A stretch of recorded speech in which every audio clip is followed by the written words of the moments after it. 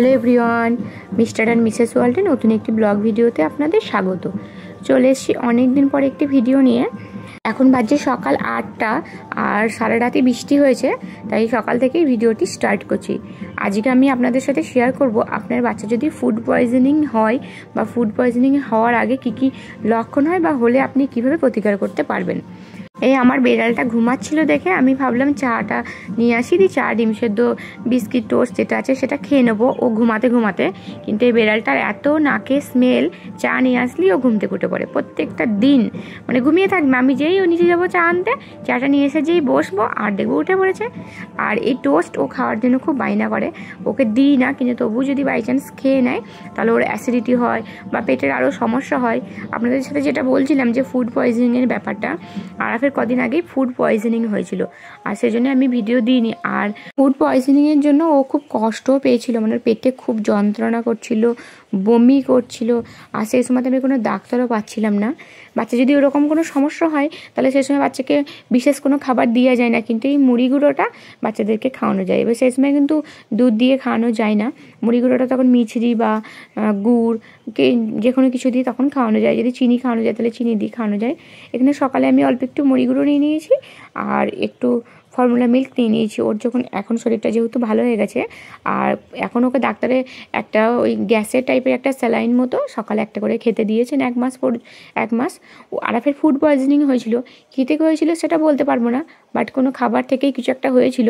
এখন এই বয়সে দেখছি ও নতুন করে আবার মুখে হাত দিচ্ছে, খেলতে খেলতে পেনের নিবটা হাত দিচ্ছে, এরকম ধরনের বিভিন্ন জিনিস মুখে ভরার একটা টেন্ডেন্সি হচ্ছে। ওর খাওয়া হয়ে গেছে, তারপর ওকে আমি রেডি করে দিচ্ছি, এবার ওকে আমি নিচে নিয়ে যাব। যেটা বলছিলাম, এখন যেহেতু নতুন করে আবার মুখে অনেক কিছু দিচ্ছে, মানে মুখের ভেতরে ভরছে, সেখান থেকে নোংরা থেকে হতে পারে বা কোনো সময় হাতে একটু নোংরা। এখন নিজে খাবার খাওয়ার একটা টেন্ডেন্সি হয়েছে, খালি বলছে আমি নিজে খাবো, আরাফ নিজে খাবে। তারপরে সবসময় হয়তো হাতটা ধোয়া হচ্ছে না, কোনো সময়তে ও বাই চান্স হাত দিয়ে দিচ্ছে, সেখান থেকে ফুড পয়জনিং হয়েছে। এখন ওর আব্বুর সাথে ও লুকোচুরি খেলা করছিল। আর আজকে যেহেতু মেঘলা মেঘলা দিন, আর এখন যেহেতু পুজোর ছুটি চলছে, ওর স্কুলে ছুটি আছে, কি খেলা নিজে নিজেই করছে, মানে ওর আব্বু লোকাচ্ছে আর এসে এখানটাতে মানে সানে শুয়ে পড়ছে। আগে শুয়ে পড়ার পরে তারপরে ও গিয়ে মানে ওর আব্বুকে গিয়ে হাউ করে দিচ্ছে, মানে এটাই ওর খেলা। যতবার ও আব্বু লোকাবে, মানে আগে শুয়ে পড়বে, তারপরে দেয়ালের কাছে দাঁড়াবে, এবার হাউ করতে যাচ্ছে। এরকম করেই বেশ কাটলো, খেলা করলো। আপনাদের বাচ্চারা যদি দেখবেন খাবারে যদি অরুচি হয়, খাবার খেয়ে খেয়ে বমি করে দেয়, বা বাচ্চা যদি একটু অস্বস্তি হয়, বাচ্চা যদি প্রচণ্ড গ্যাস অম্বল হয়, তাহলে কিন্তু শুধুমাত্র গ্যাস অম্বল ভেবে বাড়িতে ফেলে রাখবেন না, অবশ্যই ডাক্তার দেখাবেন। বিশেষ করে বাচ্চা যদি বারবার বমি করে, খেতে না চায়, বা যদি একটু অস্বস্তি বোধ করেন, পায়খানা ভালো করছে না, তাহলে কিন্তু ডাক্তার দেখাবেন। আর সেই সময় কিন্তু বাচ্চাকে যে সমস্ত খাবার দেওয়া হয় সেগুলোকে পুরো অ্যাভয়েড করে পুরো নর্মাল বাড়ির যে খাবার, ভাত, ডাল, মাছ, শাকসবজি, সেইগুলোকেই দেবেন। সকালে ওকে আমি একটু আলু আর ভাত খুব ভালো করে নরম করে সিদ্ধ করে দিয়েছি, কারণ এখন ওকে আমি কোনো খাবার দিচ্ছি না। ওই 10টা নাগাদ ওকে ওটা দিয়েছি। তারপরে ও ওপরে চলে এসে ওকে আমি স্নান করিয়ে দিয়েছি। এখন বাজে 12:30 মতো, আমার স্নান করানো হয়ে গেছে। তারপরে ওকে আমি রেডি করে দিচ্ছি। আর এখন যেহেতু ওই সদ্য শরীর খারাপটা হলো, সেজন্য পেটটাকে আমি ঠিক রাখার জন্য এখন আমি ওকে বাড়তি যে খাবারগুলো, সুজি বা ওটস আমি খুব কমই দিতাম, বা আদার্স যে খাবারগুলো সেগুলো আমি কিন্তু খুব কমই দিচ্ছি বা দেওয়া বন্ধ করে দিয়েছি। এখন নর্মাল শুধু 3 বেলা ভাত, ডাল, সবজি, মাছ, মাংস এইগুলোই দিচ্ছি। আর ওকে আমি রেডি করেই দিয়েছি। তারপরে ও বলছে একটা টিপ পড়বে, ওকে আমি একটা টিপ পরিয়ে দেবো। তারপর ওকে আমি দুপুরবেলাতে ভাত দেবো। মানে আরাফের এত শরীর খারাপ হয়েছিল, ও প্রায় মানে বিকেল থেকে হঠাৎ করে স্টার্ট হয়েছিল, বিকেল থেকে রাত পর্যন্ত সারা রাত ও ওই পেটে যন্ত্রণা করছিল, আর তখন ছটফট করছিল। তারপরে বমি করার পর আবার একটু ঠিক হচ্ছিল, এরকম 10 মিনিট আধ ঘন্টা পর পর ও সারা রাত এরকম হয়েছে। তারপর দিন সকালবেলায় অনেক কবার প্রায় 12-13 বার বমি করেছে। তারপরে আমি দুপুরবেলা ডাক্তার পেয়েছি, ডাক্তারও সে সময় পাচ্ছিলাম না। তারপরে ডাক্তারকে দেখিয়ে ওষুধপত্র সব নিয়ে ওষুধ দেওয়ার পরও একটা বেলা ওরকমই হচ্ছিল। তারপরে দিন সকাল থেকে দেখলাম মোটামুটি ঠিকও হয়েছে। আর যেহেতু একবার ডাক্তার দেখানো হলো, সেজন্য ওর হজমের সমস্যাটা একটু দেখলাম দূর হলো। মানে বাচ্চাদের মাঝে মধ্যে একটু হজমের সমস্যা হয় এই বয়সের বাচ্চাদের। 5 বছর না হলে নাকি হজম শক্তিটা খুব বেশি মানে ঠিকঠাক হয় না। এখানে আমি ওকে মাছ আর সবজি তরকারি করে দিয়েছি, তারপরে একটু বেগুন ভাজা দিয়েছি। এটা আমাদের গাছেরই একটা ছোট্ট একটা টাটকা বেগুন, ও খেতে চাইছিল। ওর তো লাঞ্চ কমপ্লিট হয়ে গেলো, তারপরে ও ব্রাশ করছিল। আর ফির এই বিহেভিয়ারগুলো কিন্তু খুব ভালো। ওকে কিন্তু কোনোদিন বলতে হয় না যে তুমি খাবার পরে ব্রাশ করো, এটা বলতে হবে না। সেরকম যদি ও টয়লেট করে, হিসু করুক আর পটি করুক, বাথরুমে গিয়ে যদি পটি করে তাহলে পটিটা ওকে ধুয়ে দিতে হবে, তবে পটিতেও বসবে, ধুয়ে মুছে পরিষ্কার করে দিতে হবে।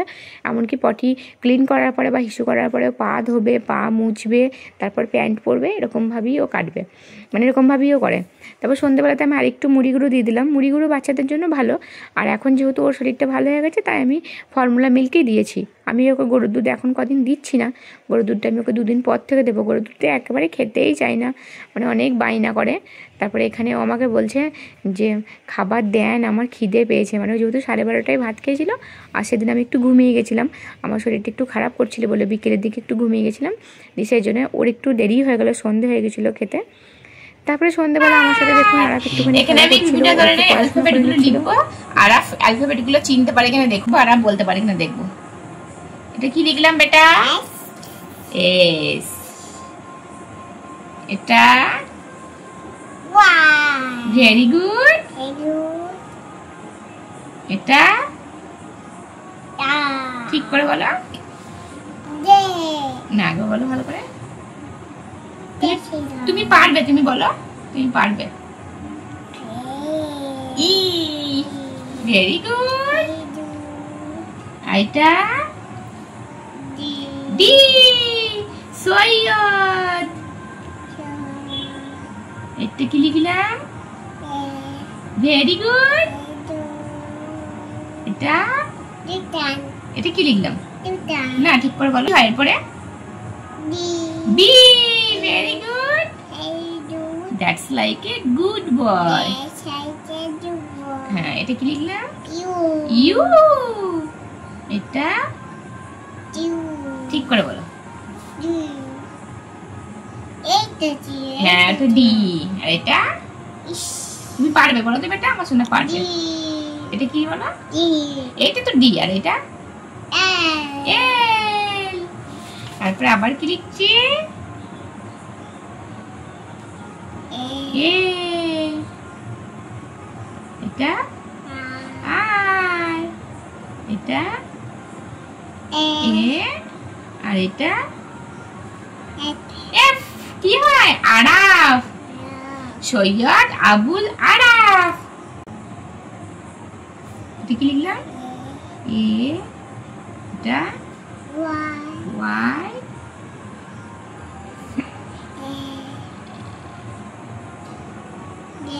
জেড। আয়াজ। আয়াজ কার নাম? এটা ওর আব্বুর নাম। ওর আব্বুর নামটা খুব ভালোই বলতে পারে, মানে সবগুলো এ আর ওয়াই জেড। এটা খুব প্রিয় অক্ষর, ও জেডটা খুব আগে শিখে নিয়েছিল। আমি কি ছায়া বাবা চলবি তা বাবা ওর পাড়ার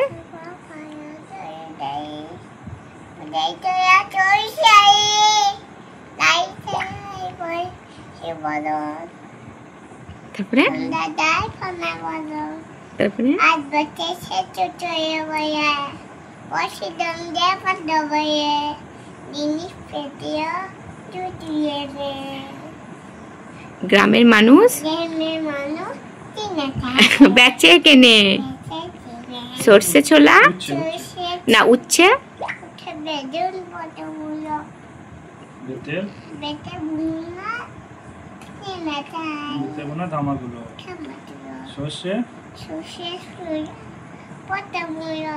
ময়দাটা শীতের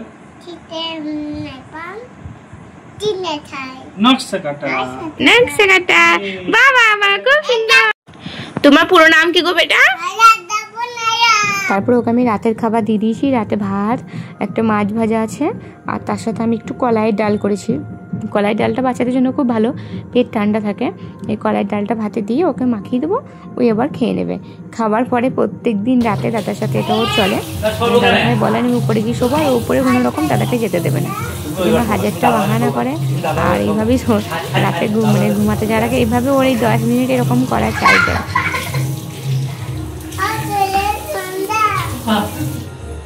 দাদা উপরে শোক তাতে কি হয়েছে? উপরে যায় কোথাও আমাদের এসি নাই। কই দেখাই এসি কোথা দেখিয়া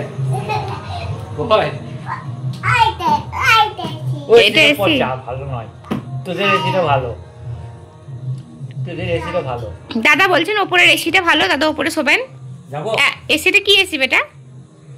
এটা ভালো না ওপরেরটা ভালো? তা দাদা বলছে ওপরে শোবেন, দাদা তাকে নিয়ে যাই।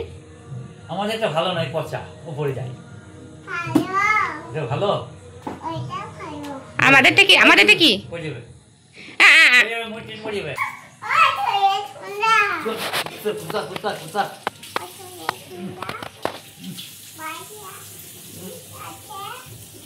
দিয়েছে আমাকে ছুঁয়ে দেবে নি। তুই তো ছবি